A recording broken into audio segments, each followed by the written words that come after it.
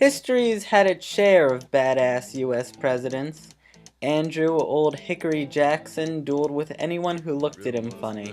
John Quincy Adams, at the age of 58, was supposedly able to swim across the Potomac in 1 hour. And John F. Kennedy not only averted a nuclear war with Soviet Russia, but he also had the privilege of sleeping with Marilyn Monroe. Still, despite all of these incredible men and their undeniable manliness, there's one American politician who takes the cake: Theodore Roosevelt. That's right, folks, we're going there.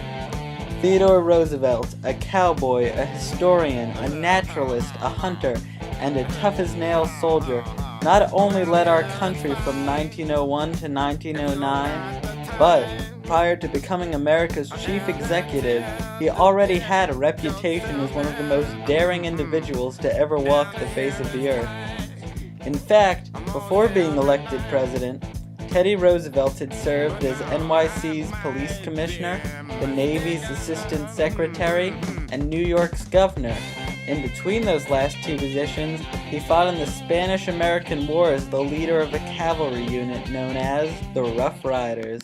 It's pretty clear that Teddy Roosevelt was an ambitious person whose pre-presidential experiences included military ventures and political ones.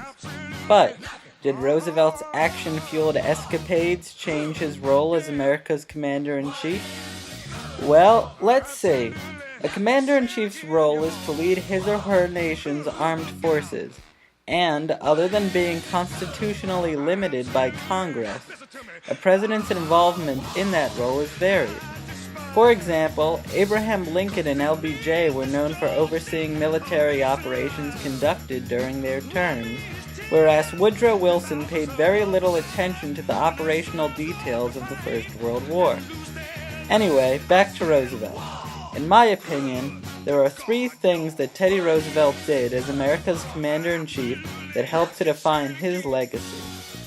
These three things were Roosevelt's restructuring of America's Army and Navy, Roosevelt's military involvement, or lack thereof, in the Korean-Japanese conflict, and Roosevelt's employment of the U.S. Navy to help with the construction of the Panama Canal. For starters, the United States Army, which had 39,000 men in 1890, was one of the smallest and least powerful Western forces of the late 19th century. Knowing this, Roosevelt, with the help of his Secretary of War, Elihu Root, proposed a series of reforms which not only gave him and his cabinet more effective control over several war-related departments and bureaus, but also helped Roosevelt enlarge West Point, establish a military college, and strengthen, both technologically and proportionally speaking, the size of the United States Army.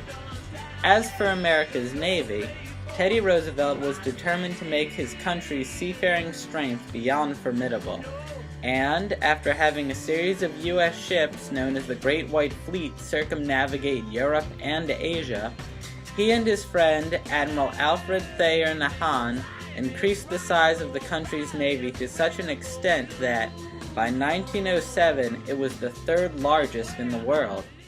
Throughout his presidency, Teddy Roosevelt often expressed his belief that Japan was a rising power in Asia, both in terms of military strength and economic modernization.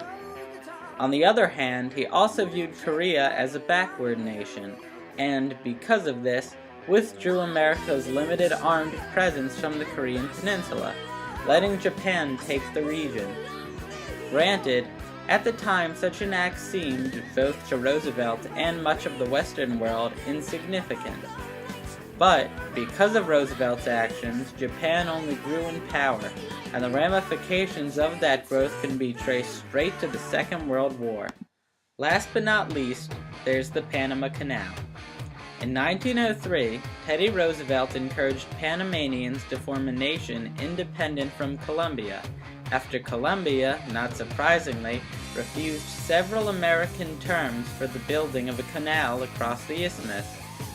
He then dispatched Navy vessels to the area to apply pressure on the Colombian government, which allowed the Panamanian rebels in Panama to secede without much opposition.